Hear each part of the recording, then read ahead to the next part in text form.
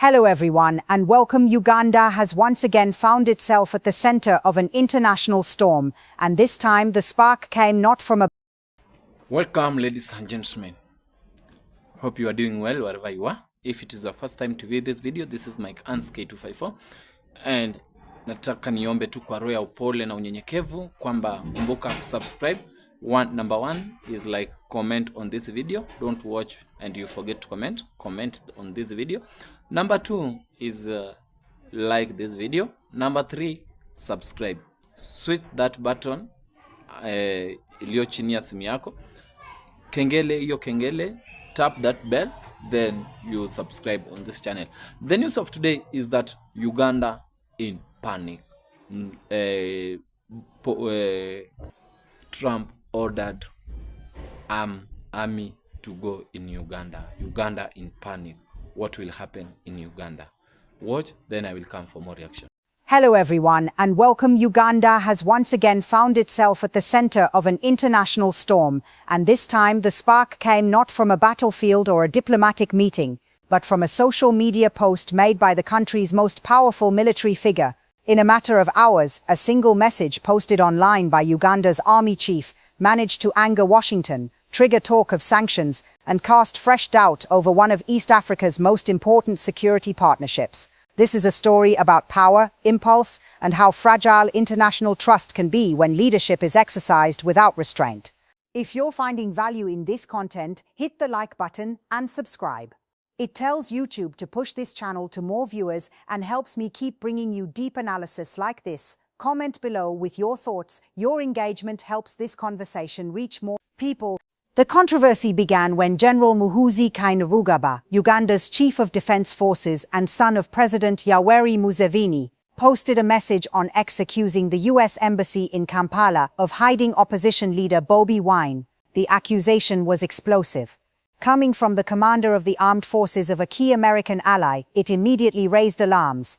Even more dramatically, the general announced that Uganda was breaking ties with the United States. For a country that relies heavily on U.S. military cooperation, this was no small declaration. Then came the reversal. Barely an hour later, General Muhoozi deleted the post and issued an apology. He claimed he had been fed incorrect information, praised Washington as a great friend of Uganda, and insisted that relations would continue as normal. But in diplomacy, timing matters, and so does credibility. The apology failed to calm the storm. In Washington, the reaction was sharp and unforgiving. U.S. Senator Jim Risch, the Republican chairman of the Senate Foreign Relations Committee, publicly rejected the apology. In a strongly worded statement, he said the army chief had crossed a red line and that the United States must now reassess its security partnership with Uganda. He warned that sanctions and reduced military cooperation were now on the table. His message was clear. Someone who is both the president's son and a likely successor cannot simply delete tweets and issue hollow apologies after making reckless claims that put American personnel, U.S. interests, and innocent lives at risk. This was not the first time Senator Risch had raised concerns about Uganda. Just weeks earlier, he had sharply criticized the country's recent elections, comparing them to controversial polls in Tanzania. He described Uganda's vote as a hollow exercise designed to legitimize President Museveni's 7th term and nearly 4 decades in power. According to him, Uganda's ruling system prioritizes domestic control through political violence, abductions, intimidation, and the misuse of state resources. He even accused Uganda of exporting instability to the region and urged the Trump administration to reconsider its security relationship with Kampala. The stakes are high because Uganda is not just any partner. It plays a central role in regional security, particularly through its military deployments and cooperation in East Africa. American support provides training, intelligence sharing, and resources that strengthen Uganda's armed forces and influence. To risk that relationship over provocative online statements is widely seen as reckless. At the heart of this crisis is General Muhoozi's long history of incendiary social media behavior. X has effectively become his political battleground, a place where he issues threats, insults opponents, and later deletes or retracts statements. His main target has been Bobi Wine, the opposition leader who challenged President Museveni in the most recent elections. After Museveni was declared the winner, Wine reportedly escaped a military raid at his home and went into hiding. Since then, the army chief's attacks have intensified.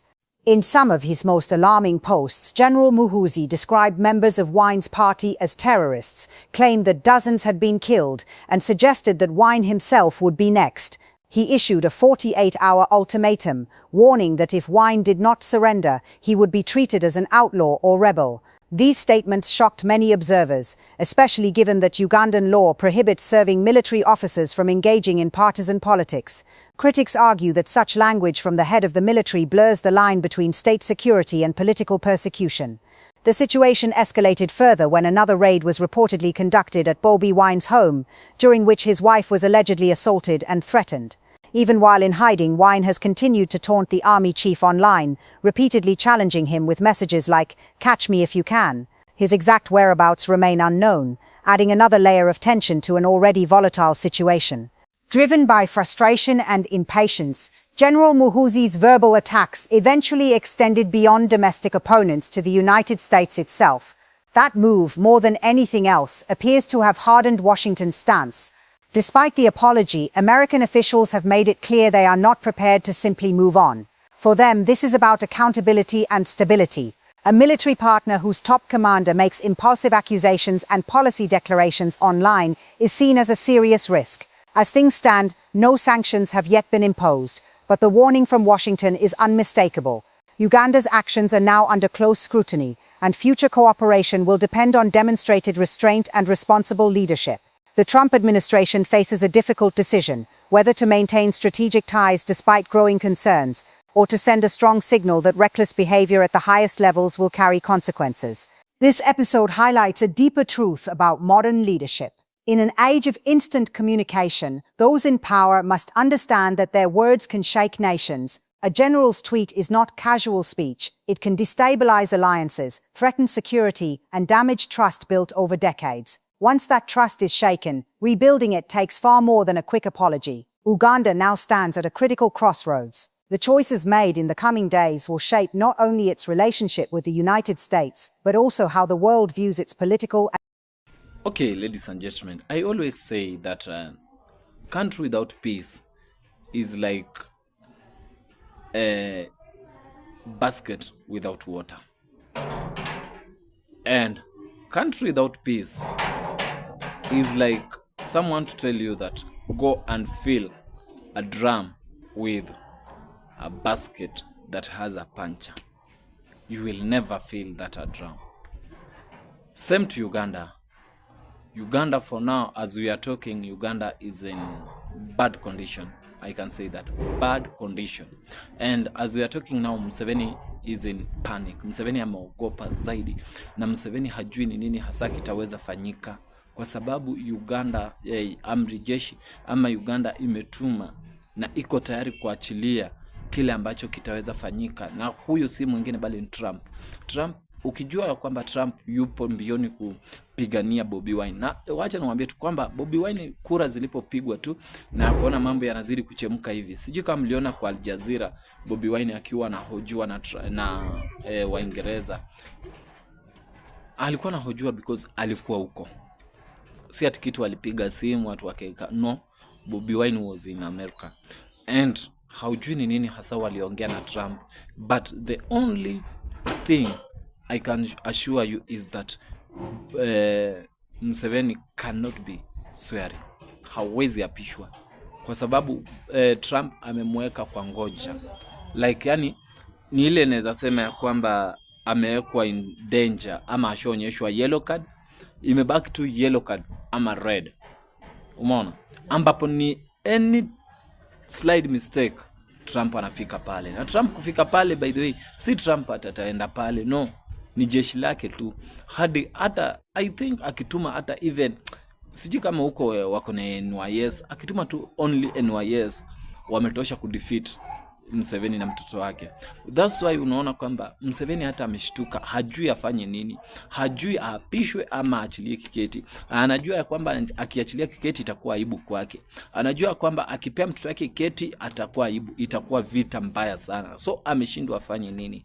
Na anakaa ngumu kwa sababu hataki kuonyesha udhaifu wake. You know kwamba you are a leader, then useme kwamba umeshuka ama useme uko hivi na hivi na hivi. Itaonekana kwamba wewe ni mnyonge ama umeshindwa kile kile ambacho inafaa ufanye, na ndipo unaona ya kwamba yeye ameshindwa, atafanya nini? Umeona? So ndipo unaona kwamba Trump naye amesema ya kwamba, naweza sema ya kwamba Trump anazidi kusisitiza Museveni ya kwamba aachilie hicho kiketi, na asipoachilie kiketi either uchaguzi urudiwe ama ape Bobi Wine kiketi. Na Bobi Wine naye anang'ang'ana akisema ya kwamba walifanyia mke wake dhuluma, wakatesa mke wake. Hiyo imetosha tu, yeye hataki chochote bali anataka tu justice ya mke wake. So as we are talking now, jana nilizungumzia nikasema ya kwamba anything can happen, anyone can fight, but mwenye anaumia ni mwananchi. For real, mwenye anaumia ni mwananchi, because imefika wakati kwamba kuna kitu kinaendelea Uganda, no in no out. So unaona ikifikia kwa kitu kama hicho, ama ikifika mahali kama hapo, hakuna kitu kinaweza fanyika kwa taifa. Na ndiposa unaona kwamba each and every time kila mtu anapoona video zangu ana comment anasema kwamba pray for Uganda, pray for Uganda, pray for Uganda. So even me, I want to tell you this. If you are watching this video, even in Uganda or in different country, please remember to pray for Uganda, because as we are talking now, Uganda iko under a dangerous time, and Uganda iko yani kwa hard moment, naweza sema hivyo, kwa sababu hawajui ni nini watakifanya, hawajui nini kitatendeka, hawajui yani hao wapo tu kabisa. Na Bobi Wine anazidi ukasa kamba akiwa anapewa support, na kumbuka kwamba bahati mzuri ya Bobi Wine apewi support na Trump peke yake. Umeona, Bobi Wine anapewa support na Trump, na anapewa support na Ibrahim Traore. Umeona? So hao watu wawili ukiwaona wakiungana, by the way, they can do something bad. Na Trump, naweza sema ya kwamba Trump ameweza kupeana warning kabisa, no warning. Hajui kama Museveni ataichukulia maanani, kwa sababu kijana Museveni alikuwa anaongea vibaya. Unaona, anasema ya kwamba yeye haezi tishika na jambo lolote, basi penye imefikia itabidi lisilobidi hubidi, na lazima Trump atarudi chini. So if you are watching this video wherever you are, please remember to give this video a support of subscribe on this channel, please subscribe so that this channel can grow. Thank you, may God bless you as we are continue watching. And military leadership, power exercised without discipline, eventually weakens itself. History remembers moments like these, not for the words spoken afterward, but for the actions taken when restraint was most needed. Thank you for watching. Stay informed, stay critical, and until next time, farewell. Would react with the defensive posture of a meddling power. Instead, the White House issued a response that was as brief as it was devastating. It was not a roar of anger, but a surgical removal of the regime's propaganda shield. They did not engage with the frantic conspiracy theories. They simply affirmed the reality of the democratic process. In the Uganda crisis, the United States played a role that was uncharacteristically reserved. They refused to be the villain in a scripted play. By saying no to the accusations, they effectively stripped the military regime of its nationalist armor. It was not a debate. It was not a negotiation. It was a denial. This was a moment of profound significance for the African diaspora watching from abroad. For decades, the narrative of African politics has been dominated by the tug-of-war between local strongmen and global powers. But here, the script was flipped. The superpower stood back and allowed the light of international law to shine directly on the military's actions. The European Union followed suit, echoing the demand for transparency and the immediate release of political prisoners.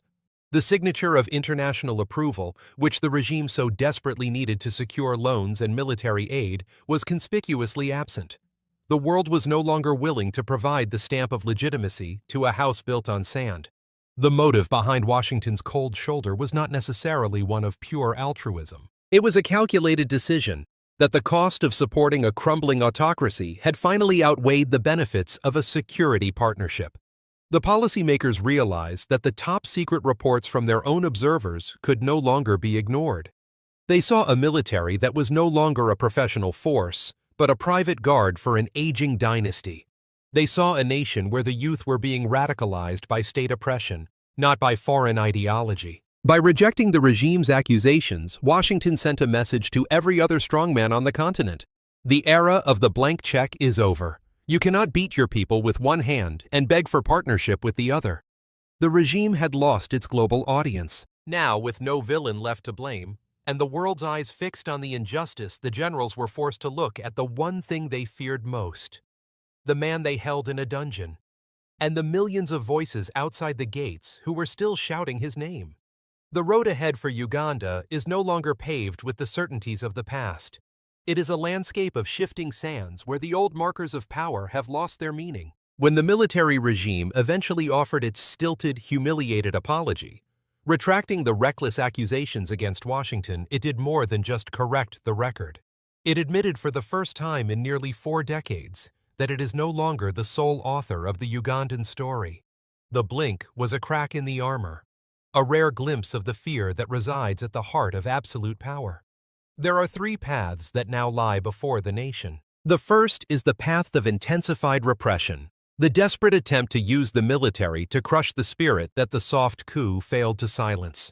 This is the dying gasp of an autocracy that knows no other language. But history teaches us, especially those elders who have seen the rise and fall of empires, that you cannot jail an idea whose time has come. The second path is one of tactical compromise, a facade of reform designed to appease international donors while keeping the seat of power firmly in the hands of the elite. Yet the youth of Uganda, led by the torch of Bobi Wine, have shown that they are no longer interested in crumbs of reform. They are demanding the whole loaf of justice.